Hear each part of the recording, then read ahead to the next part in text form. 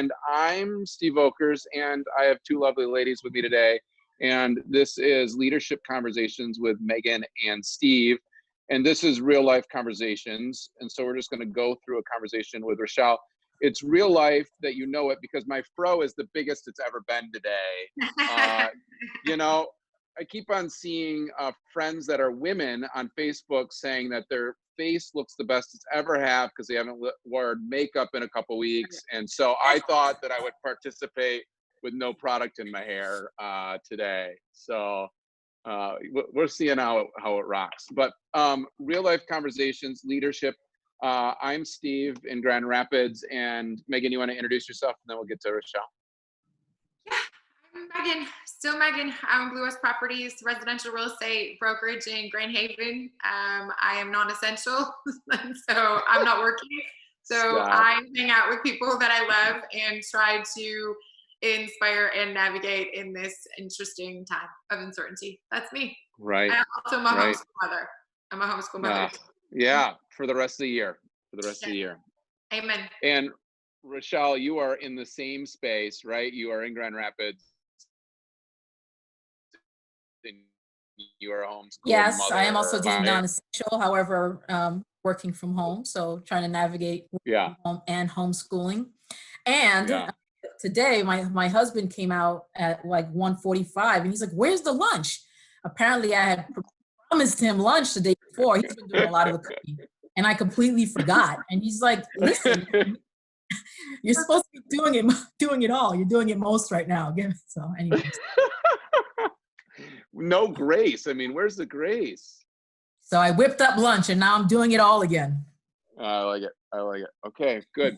Well, Rachael, thanks for joining us in this leadership conversation.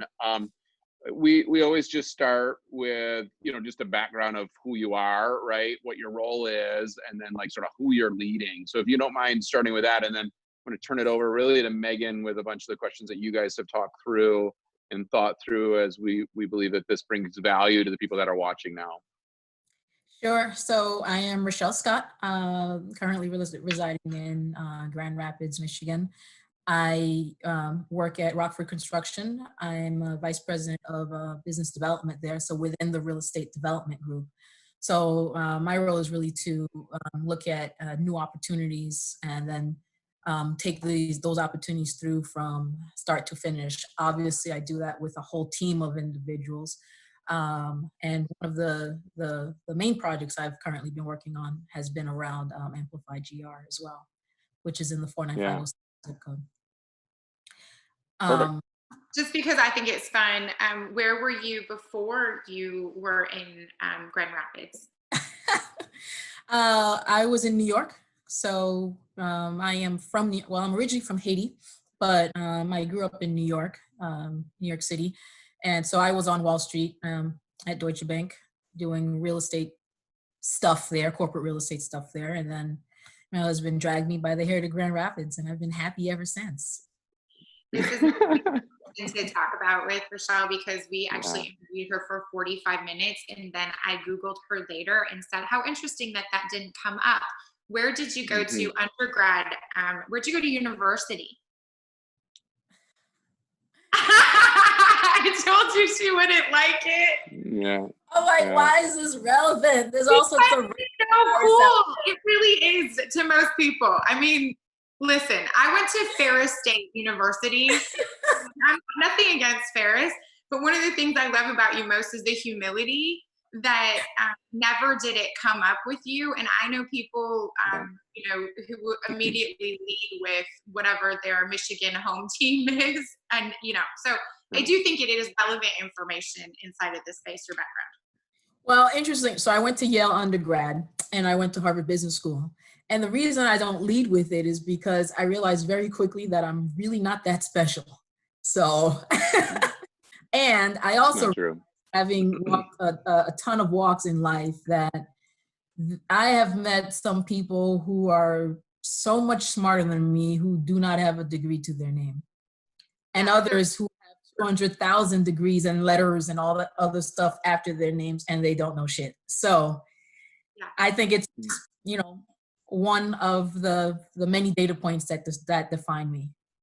And when you stop answering it in that way, because that's the conversation that we always get to have with you, then I'll never ask you where you went to school in public again. That's the favorite thing about you. Like, it doesn't matter. It doesn't have anything to do with anything.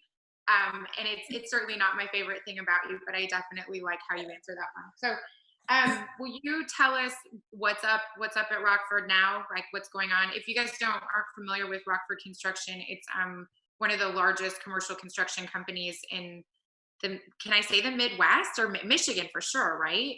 Certainly Michigan. So I think the Midwest is fair to say as well. Yeah.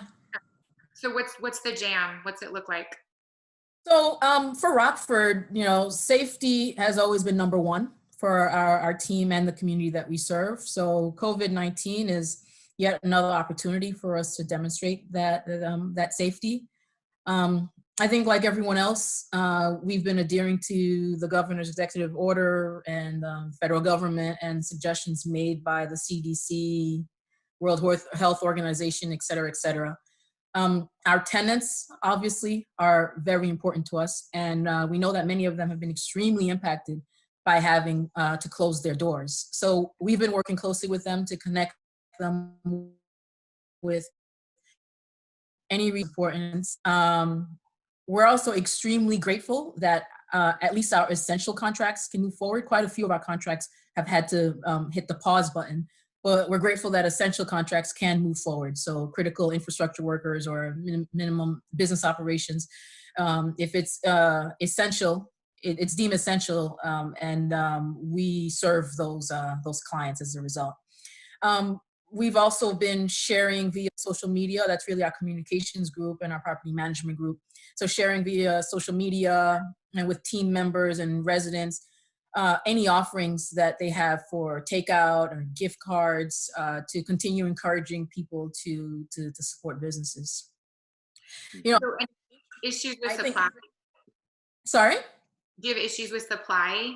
Like being able to keep projects going that are essential yet? Or we were experiencing issues with supply even before the executive order hit Michigan, right?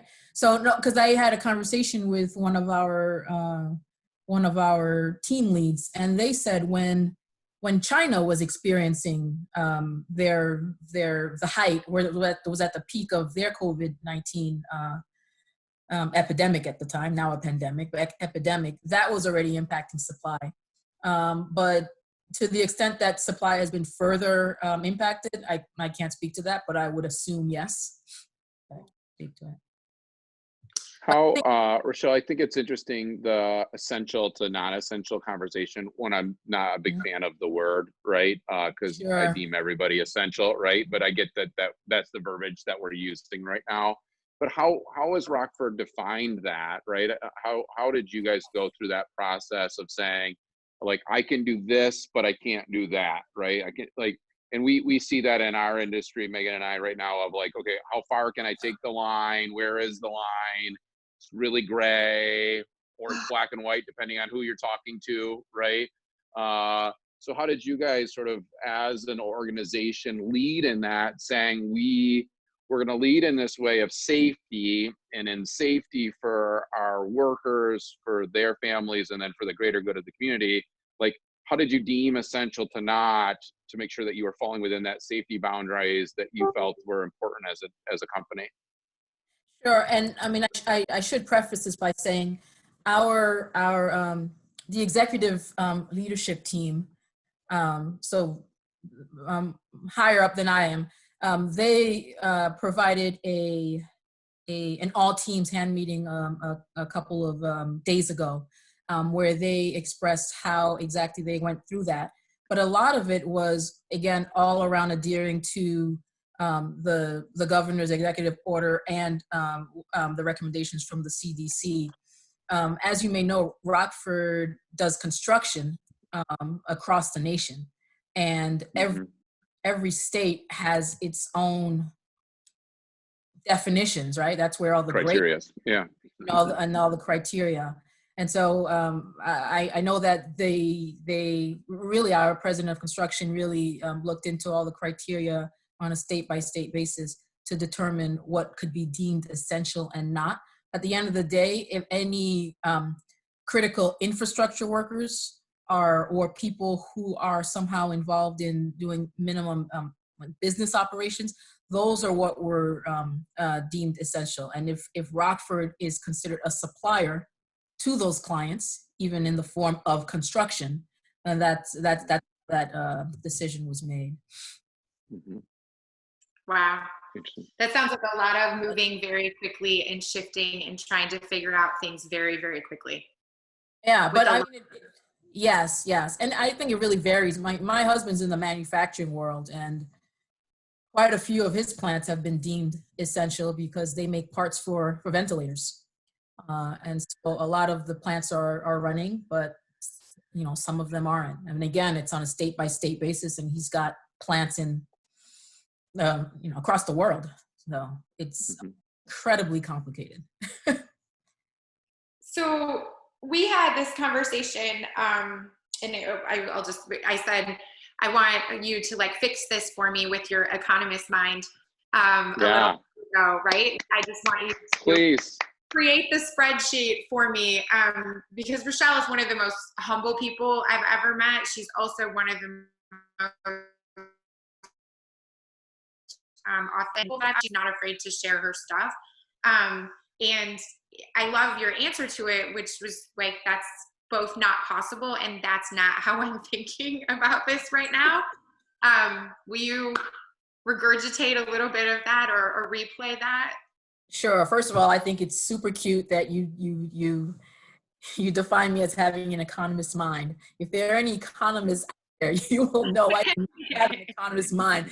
It's just a little more numbery than maybe Megan's, but a lot more numbery than mine. So. I am not an economist whatsoever. But no, Megan asked me. She called and she said, so what's the answer? What do we do? What's the play here? And for me, I've really been approaching it on a day by day basis, right? And what I was telling Megan is, I suffer from anxiety and depression, and is as good as a time as ever to apply some of the principles that any psychiatrist will tell an anxiety patient to what's going on now with COVID-19 is, first of all, don't worry about what you think is going to happen. Worry about what's actually happening now, right? And stay in the present, be in the moment. As Steve says many times in his Facebook posts, control what you can control, let go of this, right? So I actually had a little a Zoom meeting with my psychiatrist this morning. She's like, how you doing? What's going on? I'm like, first of all, my medication is working. So that's, but secondly, I'm really just more focused on what I can be grateful for, right? I mean, you can look at any situation and see the bad side of it or the good side of it. I mean, I know a lot of people have been complaining about being cooped up with their kids and their husbands and all that other stuff. And I do give both the child and the husband and the dog the side eye every once in a while. But at the end of the day, I'm, really grateful that I can spend this time with them. I'm super grateful this madness is happening when it's spring and not winter. That would have been a complete show. Can we curse on that? We don't know. Yeah, we're going for it. Well, I don't know. And I also think for, and this, what I'm about to say doesn't apply to everyone, right? I mean, certainly if you've been laid off and you have you have a cash crunch going on, now's not the time to buy.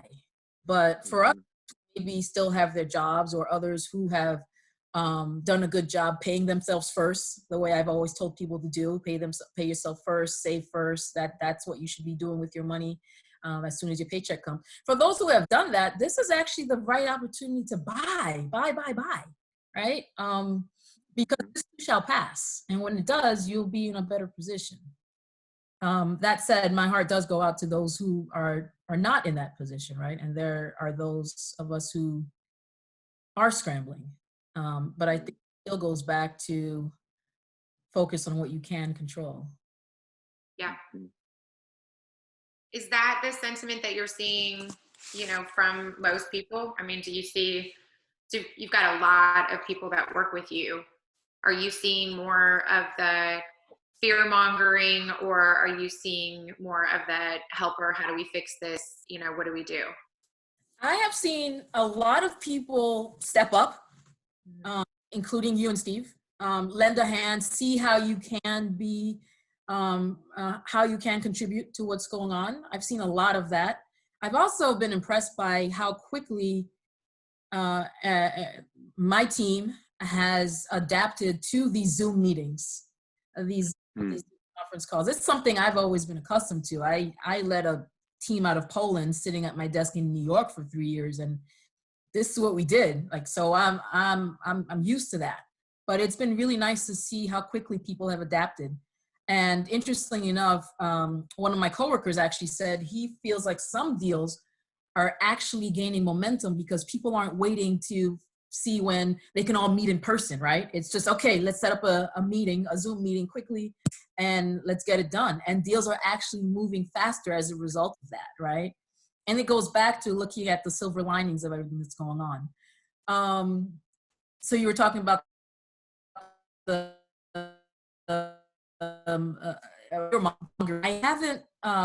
I haven't seen much of that, and I'm happy to report that. And I have family in New York who are really in the middle of it all.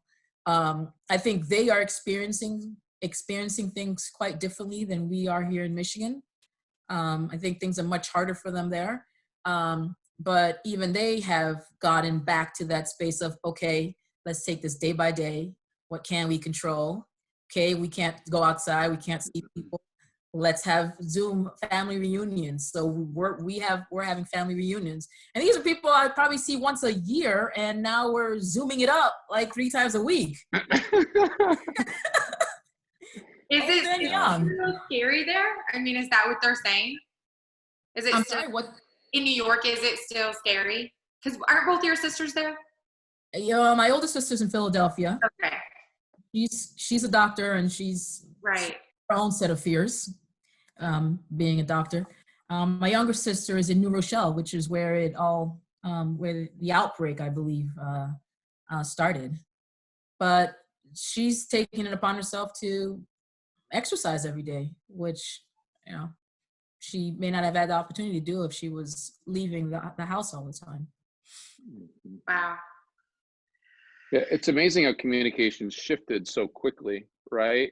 In that space where, again, I think that we've heard that from almost everyone now, Rachael, Sarah, and Aaron, is like, we don't have time to waste anymore. And so if a decision needs to be made on a deal or whatever, it's like, let's go, right? Like, we don't need to do that, right? It's amazing how quickly you adapt when you have to, right? Sure. What was Aaron's message yesterday? Like, when confinement happens, creativity comes right after, right? I love that kind of idea. Yeah. It's like, we're confined to my garage, but man, I'm working harder than ever. My wife even was like, what do you do out there all day? And so I had to like give her a list so she didn't think I was just like playing some kind of like video game or something. But like, we're running right now and trying to do stuff differently, right? It's interesting because Rockford's tagline, if you will, is builders of a changing world. And guys, this is it right now. I mean, the only constant is change. And those that can get with that program quickly will fare better than others who can't pivot or adapt as quickly. Yeah. Right. That's funny. So we've heard that now consistently in all 3 calls, right? Like, everyone is saying this space of, this is the new normal. So we need to take the tools that we had from before and then see how they work inside of this new normal. And I giggle because I have a friend who I just love, and she was on the like Tito's and Doritos train, like this is how we were going to like make it through this. And I think for week 1, people in general and agents were like, okay, we get a break. Like, this isn't even like maternity leave where I feel bad because I have birthed a human, but I also can't do my 2 full-time jobs. this is like, the world has stopped me and they have said, I literally can't work. Yeah. And then week 2, we were like, wait, she just said I can't go to work. Like, that feels different. Like, you're not letting me out of my house anymore. So that control word keeps coming up too. Yeah. Yeah. And I don't know. I mean, Steve has said control, Sarah said control, like control. And I don't know, are we supposed to release control in some ways? Like, what, I mean, there's not a lot we can control other than ourselves. Actions. Yeah, I think that's in the actions, right? So even in the verbiage that you're using, I love you, Megan, but I don't love you saying that you're not working, because I don't see that this isn't work right now that the 3 of us are doing. Yeah. We're just doing something different with like the time. Instead of showing a property right now, I don't necessarily not think that I'm not working. Like, I am bringing value to people that are watching right now, or I hope that I am in that messaging. And so that is the work that I am being called to do right now, that I think is just as valuable, if not more valuable, than showing a home right now, right? So this whole, like, I can't work, but I think that that's each of us individually have to get to that space where it's like we change the way that we communicate and how we're talking. So last week, Friday, I was like, forget this whole thing. Like, I do just need to learn how to like them, but I went running. Sadly. Right? So, I need to figure that out, right? But I think that that's where leading my team and maybe even leading some of these conversations this week, it's like, no, I'm working. We as leaders need to get back to work, and work is confined to my house, but that doesn't mean that I'm doing any less work or giving any less value to those that I touch, right? So it's like, man, I feel like I'm giving more value than I ever have before. I'm talking to more people than I ever have before. I'm reaching more people than I ever have before. And it's like, I'm like, you guys know, like, I'm sowing the seeds for future growth of whatever might come. Like, but I'm working like crazy. So the idea of someone saying, well, you're going to put yourself on unemployment. I'm like, how do I mentally get around that? I mean, I guess I could, but like, I'm working. Just because I'm not getting paid traditionally doesn't mean the work has stopped. I stopped for 4 days and I ate a lot of gummy bears and realized I better get back to work. So my husband's taken over the office, and I'm in our guest room, and I went in to, I don't know, I opened the door to say something. And I'm like, hey, and he's like, you know how I completely ignore you during the work hours? Well, this is the same thing here. I'm just in the office. Like, do not talk to me until 6 p.m. Okay. I thought this was our new normal. Unless he needs lunch. Yeah, exactly. Exactly. It comes out of the lair, which Amy would say, I come out of the garage too. Just like, are you out for good or are you going back in? Like, what? Yeah. Right? See, I think what's also emerged from all this is really just everyone's ability to give everyone a bit of grace. Yeah. And approach everything with humor. Which, I would argue, because I tend to like to have a lot of fun and make jokes all the time. We could use a little bit more of in the business world in general. So, this is more my speed. Getting to work while a 6-year-old comes and cuddles with you and things like that. I do like that part. That part is so good. And since they don't have their friends, they're like, right on top of me all the time, side by side in science. And John's in the laundry room with the door closed with the hermit crab as his neighbor working. My situation is I'm not in the garage. They let me out at 3:00. I'm free about 2:30. So I want to ask though, so when you think about this space and what opportunity is coming out of it from either a business sense or what you're learning at your house, what have you seen that is a space of gratitude, just in general? I think we're talking a lot about, not in this conversation, but in the world in general, about what's wrong and what's not working. I feel like you would be able to see the silver lining in some of that space. Well, I mean, this is not from a business standpoint at all, but have you guys seen the little Facebook post about like the animals coming, taking over the streets again. Yeah. Yeah. Chickens. Well, all that, and like seeing blue sky for the first time in, I don't know, 200 years or something crazy. Oh, yeah. And you know, how extreme any of those changes are, I'm not sure, because you got to take everything you see online with a grain of salt. But it gives me tremendous gratitude when I think about the fact that perhaps we are giving the earth a chance to heal a little bit. Yeah. And I hope that when we emerge on the other side, that we will keep that in mind going forward as we do business and resume our lives. I don't know what that looks like from a practical standpoint, but I've been quite impressed. It's been impressive to see how quickly nature has changed with the humans going inside. Yeah, and also the opposite of humans going into nature for the first time in a long time, right? I know, Megan, you're doing sort of hikes and walks every day with your boys, which you didn't do probably before, or would do maybe on a Saturday afternoon in between all the text messages, right? Aside time to specifically take them and not have the text messages going or whatever. And so I also hope that in that fact that people are getting back to nature, they understand the value of it, right? So instead of like, hey, let's go ahead and, you know, hurt our nature or hurt our earth, let's protect it, because that's what gave us the most value during this time. We actually had a park, or we actually could go for a hike, right? Sure. Yeah, I think that aligns with mental health too, like just that removing yourself from the environment, going out, breathing the air, I've learned a ton. We were at Kirk Park, which is not far from our house, like 4 days ago, and there's a lot of critical dune there, and they had shut the stairs, so it's like a big sign, yellow caution tape, do not go this way, it's not allowed, and 4 grown adults climb up over top of it.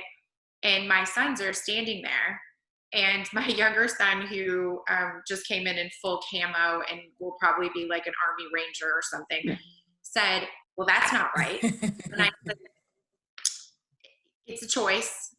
It's very obvious. He's like, they're not supposed to go up there. All of that is right there. Like it says right there, you're not supposed to do it. So that's great. So now the police are going to get called and the ambulances are going to have to come. And these people are going to have to be helped when they really should be helping because of Corona. Right. Okay, so I said, let's let them do them, you know. So we go on our hike and we come back out and we see the park ranger or whatever the right title is. And so my older son is like, should we tell? And Henry goes, I don't know, my younger one. And then Jack goes, you know what? It's just their karma. Let's just get out of here and let their karma ride. And I'm like, you know, just these, I would never have that conversation after a sloppy Joe lunch on a random Tuesday, right? Like, just sort of being in that space to see how they're reacting to it and not, they weren't fearful, right? Like, about Corona, they haven't explained to me that they're in that space. So I do have a lot of gratitude for getting outside and then watching them respond to this. I think the other thing that I wish we would spend a little bit more time focusing on is, certainly the deaths are tragic. They absolutely are. Death always is. But there are many, many more people surviving this thing. Right. Many more, right? And that's something to be thankful for. It didn't have to be that way, right? But it is. And so it's kind of like looking at the glass half empty, half full, right? So I try to look at all the people who are surviving versus those who have died. I know for those of you who have actually experienced death as a result of this, you know, you don't even want to hear what the hell I'm saying right now, so I get that. But I'm answering the question that you asked about gratitude, right? Yeah. What do you think what happens, like, as Rockford moves forward with all of this? Is it when you go back to work, is that an easy rebound?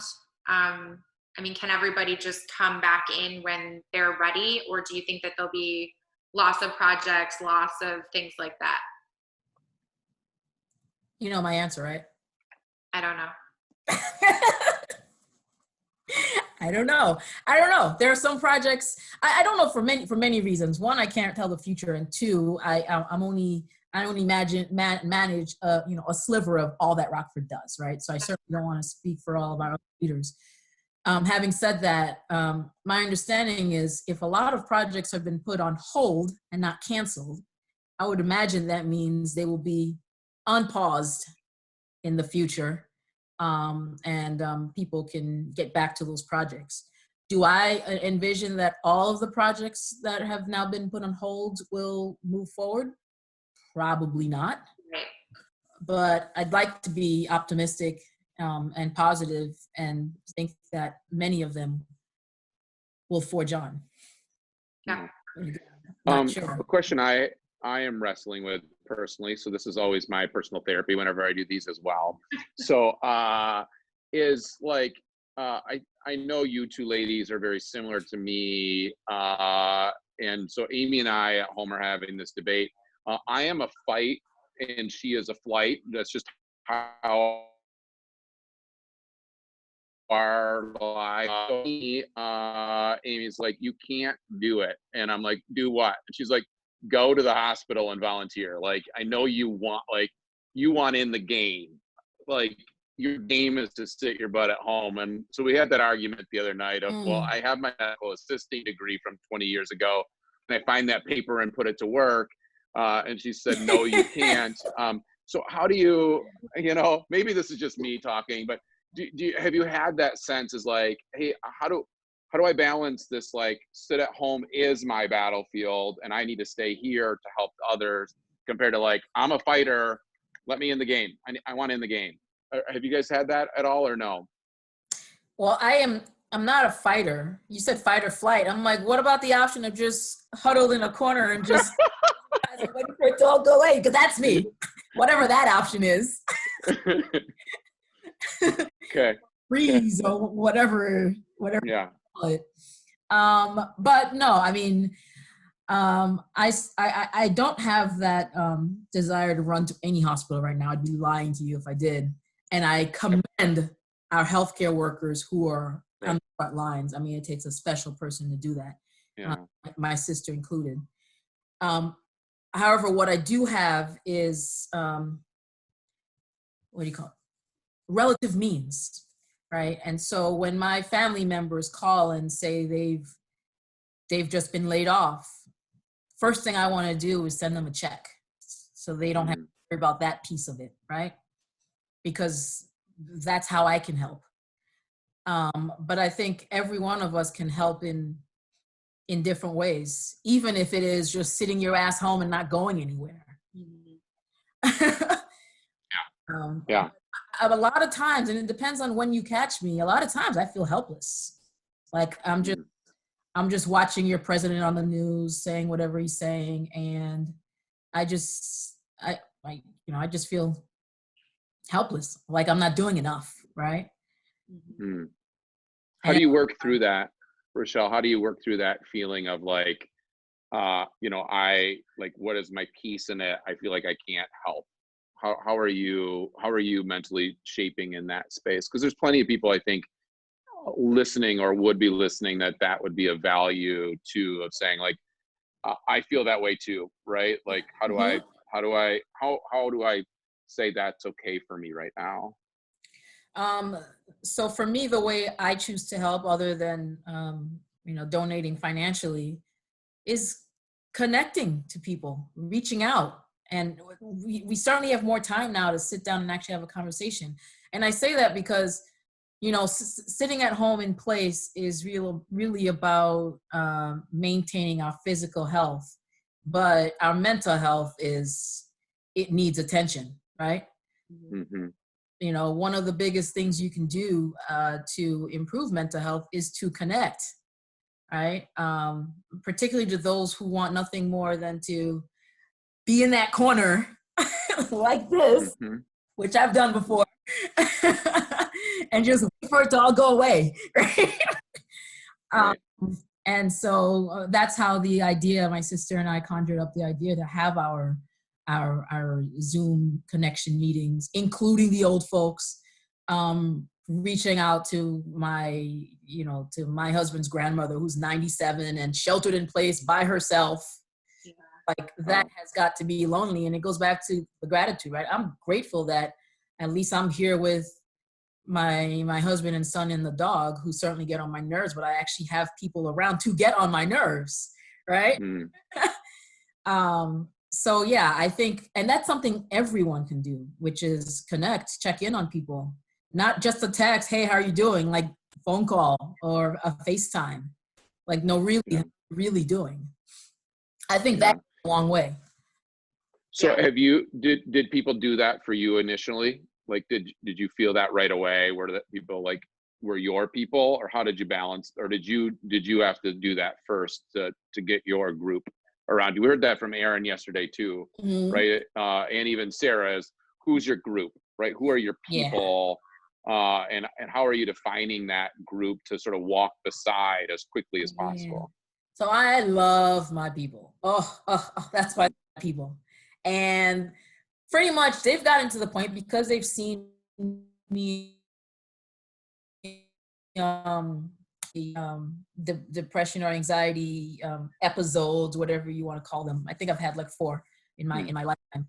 Anytime anything goes wrong, if there's like a major thunderstorm, they call me, hey, Rash, are you okay? I'm like, yeah, it's just rain. They're like, okay, just making sure. Like, we never know with you. We don't know what's going on. I'm like, people, I'm still on meds. I'm good. I've been good for like 5 years. Okay, we don't know. We're just checking, right? So, and those people are, I mean, my sisters, my cousins, my family, close friends, they call or they text. Before I even knew it was so bad, they're calling me, which is awesome. And so I haven't had to reach out to my people. They reach out to me only because they didn't even give me a chance to wake up. I mean, geez, they were already calling, right? I have learned through them to do the same for others. I love that too, right? Because everyone's responding differently to this thing. Right. People you think should be okay are not, and those who you think should be a mess are okay, right? Yeah. I've had a couple of friends. Yeah, I've had a couple of friends reach out to me saying, I'm an introvert and I'm good, but I know you're not, so you've got to be a mess. What can I do for you, right? And I'm like, well, thanks. It's true. But let me do leadership conversations with people so then I can try to be as extroverted as possible. It's amazing to see people reaching out, right? And I think we just have to remember that as who is that person for you, and or who are those people that are the most vulnerable in that same situation. And I don't think it hurts to say, like, my wife has anxiety and is on medication as well. And we had that conversation of, do you need a call to up it? Are you good right now? Or is this something that we need to check in with your doctor and balance? She's good right now and doesn't feel that need. But I think that mental health is probably more critical than ever right now, right? And it's healthy to talk about, and it's healthy to say, okay, I'm on meds. I probably need to adjust those, or maybe I don't, or where are we, and just get that balance level, right? Absolutely. That's why I've always been so vocal about it. I tell people I have, depression, anxiety. Like, what, you? I'm like, exactly. That's why we talk about it. Yes, me, anybody, actually. Yeah. And so she just asked me, she said, so do we need to increase? I'm like, well, the last time I met you, we were talking about decreasing. We're definitely not doing that. I don't think we need to increase it, but I do know it's working, because the last symptom for me to ever go away is the numbness in my left arm, which I used to think was like the beginning of a stroke, but now I realize it's part of anxiety. So I have the numbness in my left arm. So I'm like, oh, okay, the pro is working. I call it the pro, Alexa Pro, but it's working, but which is good, as it should be. Yeah. Megan, do you have any other questions or thoughts? No, I don't have your fight or flight thing, because, I have a 7-year-old who spent some time in Helen DeVos, so I can't I just can't. So that's what I like, and I don't like that rumbly piece. But I do think yesterday, and having a conversation with a very close friend of mine who's been a mentor, like just letting people be able to be in their feelings and grieve the things that they've lost, even if they're small things. Yeah. Compared to somebody else's monumental things. I mean, Rachael and I had a brief conversation about that, and I think we need that space. Otherwise, that's going to get really, really heavy as, oh, let me put no more school in my backpack. And I appreciate very much what you said about me not being able to work, because I do recognize that I have more skill sets than just being a broker. And when you ask me how I reconcile that, it's my friend Monica yesterday saying how lovely that you're finally, using your voice more and helping people in that space. I've been telling you for years you should do that, and you're in that. So I'm glad I have the people surrounding me. But I appreciate the vulnerability that you've had. And when you said it to me, we were I think it was one of our first or second conversations, where it was just us on the phone, when you said, well, I've suffered from anxiety and depression for years. And I like immediately, my heart just like was like, oh my God, I thought I loved her, but now I love her even more. Like, yes, girl, yes. Like, say that out loud so that and about something that for some people is situational, and for some people is just maintenance of that long term. So that is getting outside, that is good food and feeding yourself the right things, that is loving connection in relationships, that is breathing, that is usually something that's higher than you, or getting yourself out of your own best thinking. And right now I'm excited for people to start to learn some of those tools to manage this new normal. So I don't know, I just love you. I think you're so special and bright. I love you too. Your face is like the sun. You just make me happy. So that's all. And Steve, you have Jim Ayers confirmed for Monday. Do you know that? Yeah. So let me wrap it up a little bit. First, Rachael, thanks for joining us in this. I know that we just reached out to you right away and said, will you? And every time we've asked, you've said yes. So Megan and I appreciate us being able to use you for this voice multiple times over. So next week we've got a couple different people planned, or are working on a couple different people. Sarah Howard, which is Megan's friend, to talk sort of about the legal side of employment. So unemployment, what can we do? What can't we do? A number of our friends are obviously independent contractors, and so we want to really get into that world. If I've been furloughed, which is a weird word, instead of just laid off, it's really good policy to say you're furloughed instead of laid off. So I want to have that conversation, right? So we're going to have that with Sarah on Tuesday. We're working on hopefully Jim Ayers from Amway Wednesday, and then a couple other people as well. So we'll probably have at least 2, if not 3 of these conversations next week. And we'll post them on that leadership Facebook group for sure. And then I just want to shout out to all of the essential workers that are out there doing that front line for us. And I think the doctors and the nurses get a lot of credit, but I can think of all the bankers today that are sitting in their offices, and all the tellers that are at the front desk that are getting coughed on or sneezed on while they're passing money over because someone's panicked about not having enough cash. You name those people that are out there. Workers. Yeah, the grocery store, you name it. The grocery store. Yeah. So there are so many that aren't getting noticed for the work that they're doing so that we can then stay home. So I just want to make sure that we ground ourselves in an appreciation for all of you that are that are working, even though a lot of you might feel like you shouldn't, or that you wish you could be home like the 3 of us are. You're still going in because it's a greater thing for all of us. So I want to appreciate you today in that. And I've just had enough people text me of my little comment of thank you to the bankers, and enough bankers say, I can't remember the last time I was thanked. And so we just need to remember all those people that are sort of frontline as well. So I think that's a wrap. Rachael, well, thank you so much to the 2 of you. I think this was just a tremendous idea. I was able to catch a little bit of one of them, Sarah Gray's, but I'm looking forward to watching all of them this weekend. So thank you so much for doing this. I think it's helping a lot of people, and it's clearly reaching a lot of people. Yeah, thank you. Well, thank you, ladies, and have a great weekend. Next week is spring break, I guess. Whatever that looks like, right? Whatever the weekend looks like. Yeah.